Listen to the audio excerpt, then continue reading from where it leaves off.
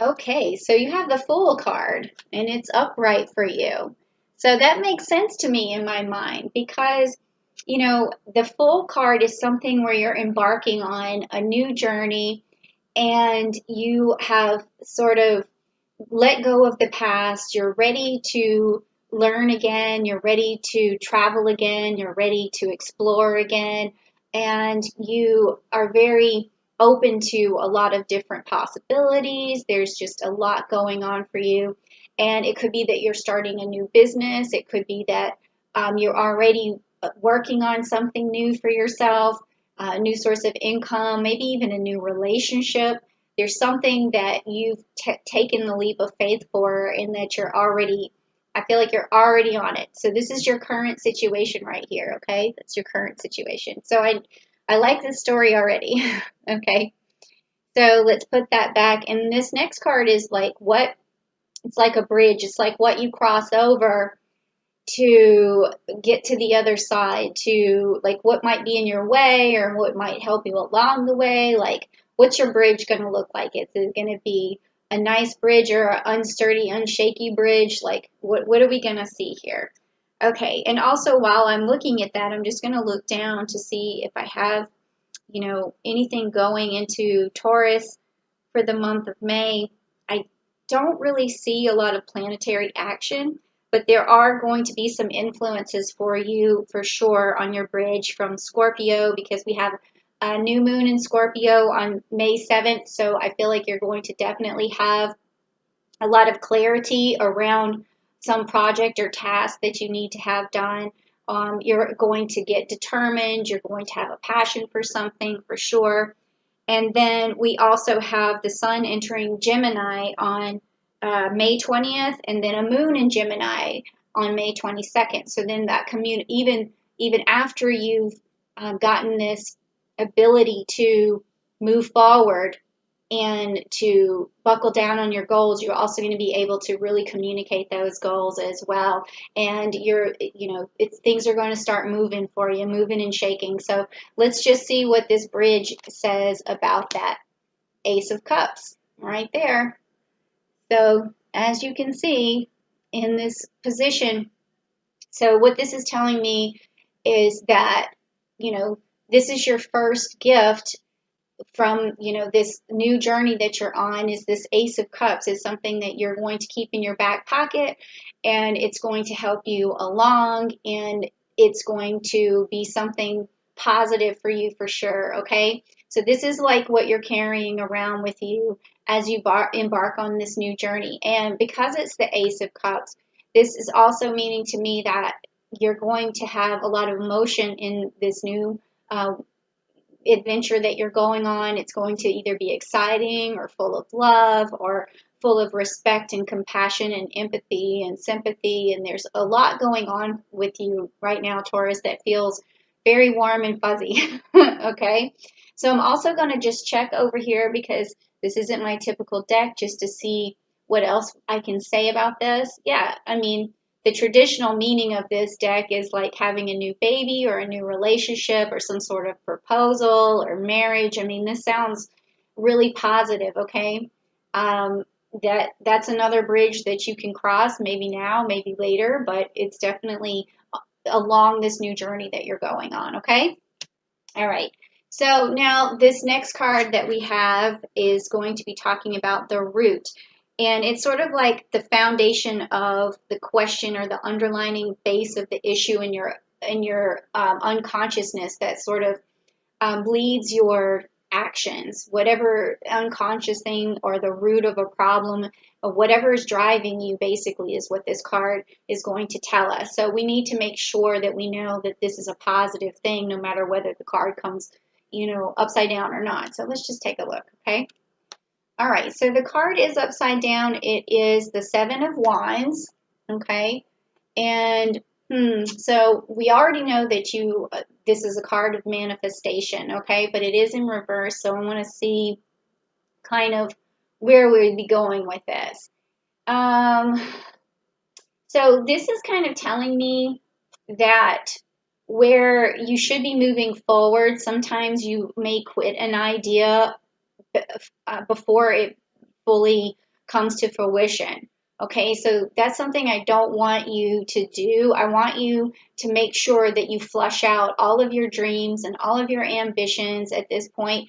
You know, remind yourself that you have time. So even if you're wanting to embark on something new and you feel like it's not working out as fast as you wanted, or you feel like you have to just focus on one thing, this card is letting me know that you can try a lot of different things, but you need to basically finish all of them. Okay, you do have time. I feel like you, in this new journey, you have time. So even down to your smallest idea, you can just make sure you flush it out. If it's reading a book, finish it. Okay, if it's like reading a book that might help you understand something better to achieve your highest goals, make sure you finish it.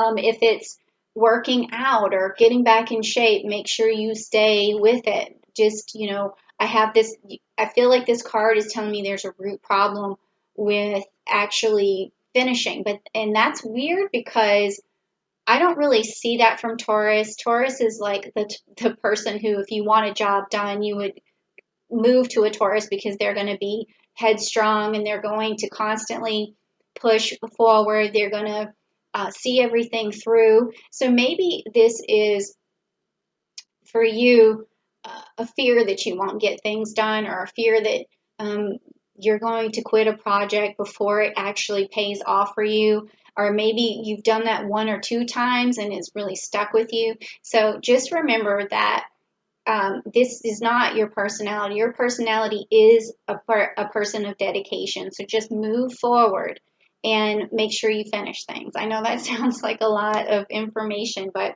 when I get stuck on this channeling, it just keeps coming. And let me see what else. You have that Scorpio energy working for you in May, so I think that's going to be something that's going to help you finish projects. We also have Mercury in Gemini. We have the sun and the new moon in Gemini, so that communication is going to help you get things done for sure. We have Mars in Pisces, so on the 13th. So I feel like there's going to be a clear road ahead, not too many disagreements, not too many confrontations. I feel like you're going to be able to move forward really well in May, okay?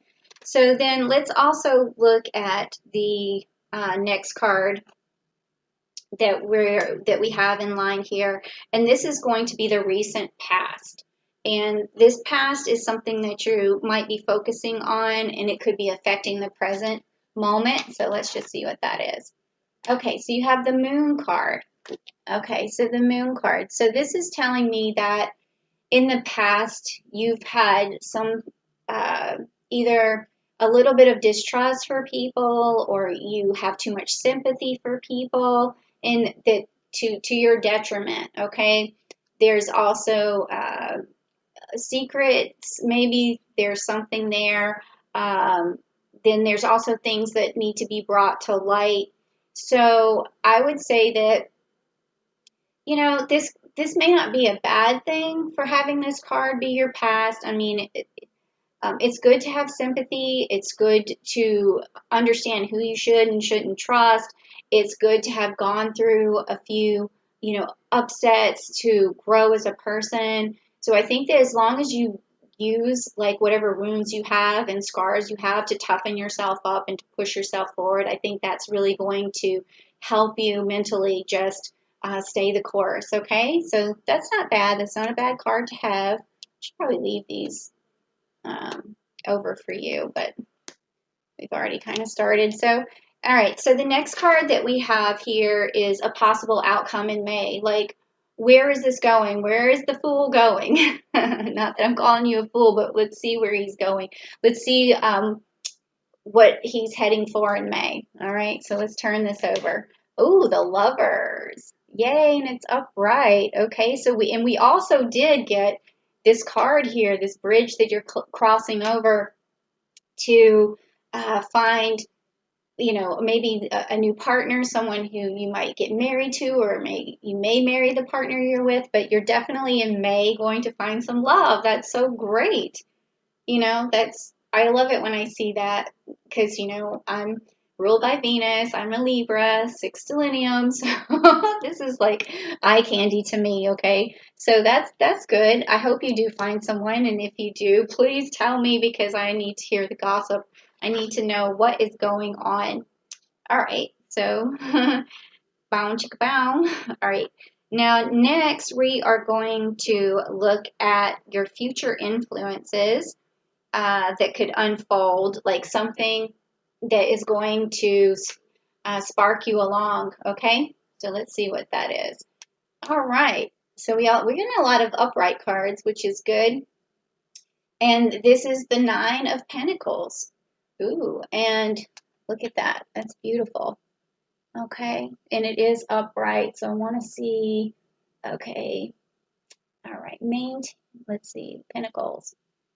Luxury, self-sufficiency, financial gain, and there's solo pleasure. So this sounds really good. This sounds like your whatever journey you're on is going to bring you love. It's going to bring you abundance. It's going to just bring you luxury. I'm liking this. I like the Taurus reading this month. This sounds really good. So that's hopeful. I'm jealous. Of course, I haven't done the Libra reading yet, so I don't know what's going to happen to me yet. So we'll see. Okay, and then also let's go to the next card. The next card is about you. It's about your strengths, your weaknesses, what you need to overcome, what you need to use, like what's going on with yourself and your personality right now. It's going to really push you and help you along. So let's check this out. All right, so we have the King of Cups. The King of Cups is upside down, okay? But that's okay. So what that tells me, this is your strength and your weakness, okay? And with it being the King of Cups, I'm feeling from you that there is a lot of sympathy for other people that sometimes shadows your decisions. That's kind of what I'm getting from this. So I want you to understand that it's okay to be sympathetic to people. It's actually a really good trait, but not to your own detriment. You really need to learn how to balance your emotions. And that's why, you know, we have the two cups here. And I just want to check out as well. And we have this also saying, again, romantic love, partnership, proposal, and marriage. Wow, this is getting pretty real right now. So that's what this card also means. Whew. So, can you send me the wedding invitation? I want to see what this is about. I'm so like incredibly intrigued right now, and I'm feeling the love. I'm feeling a lot of love energy. I'm just, you know, really feeling like I need to pick up this rock and give it this rose quartz and give it that energy because if I can channel it into this gem or this stone, I know that it's going to give my cards more power, and I'm kind of what do you call it? Siphoning your good energy into this love stone here. Okay? All right. Don't blame me. Okay.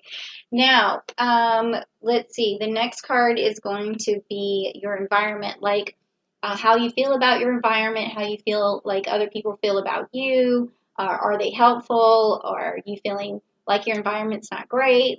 So let's see what it could be. Oh, me. All right. Well, it is the 9 of swords. And it's upside down, though. So, I mean, that's a good sign because usually there's a lot of grief involved when it's upright. It's almost like the end of something really horrible happening. Like it's the, you know, absolute worst storm before it gets better. Like that's what this card is about.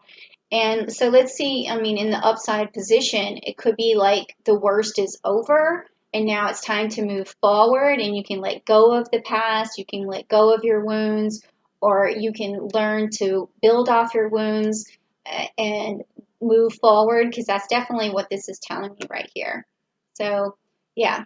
Okay, now which is good because it seems like you're coming out of something. So we're not, you know, too worried about that card. And next is going to be your hopes and fears, like what is it you're hopeful for, and what might hold you back because of fear. Okay, so let's take a look. All right, so the Knight of Swords. The Knight of Swords. That's interesting because the Knight of Pentacles came up for Aries in the last reading in the same position. So this to me tells me that you're really looking for someone and you're afraid that you won't find them, someone who is able to communicate with you finally, someone who's able to discern between right and wrong, someone who's capable of balancing life with you, someone who has your back. And I really feel like that's your fear, is that you won't find that right person. You won't find someone with the clarity that's needed to work alongside you. But I think that because this card is upright, this card is definitely with you. You will find that person. You will find maybe someone with a lot of air sign energy who's able to be fair and just and intelligent, and someone who's able to really communicate well with you and really, mesh with you. So this is telling me that you don't really have to fear that you're not going to find that person or it's going to be the wrong person, because it seems to me like you're about to find the right person. Okay, so lastly is the outcome card, okay? And it's like the resolution of everything that's coming for May. I definitely am seeing love in May. I don't know if that's further out or not, but the reading I'm getting here is saying that it's coming sooner. And now let's just see what, the outcome of this is for the month of May. Like, it's sort of like a summary of what's going on with this reading. Okay, so you have the Hierophant again. Upright. Oh my gosh, you are definitely getting married. I think this is what is happening. I mean, I would be shocked if you're not, or you're entering into some sort of bond with someone, whether, if you're not a believer in signing a piece of paper or getting married in a church or whatever you do. It's definitely going to be some sort of loving bond, something that maybe is traditional to some extent. So it's going to have a lot of meaning to it. And I just want to look real quick for the Hierophant and see what else it could mean. Connections, conformity, traditions. So, I mean, to me, a lot of that, based on this reading, it seems like it could even be a traditional wedding. Okay, something is going to go along with your beliefs. It's going to jive with your beliefs. I can't believe I still use that word, but that's what it sounds like to me. So this is really cool.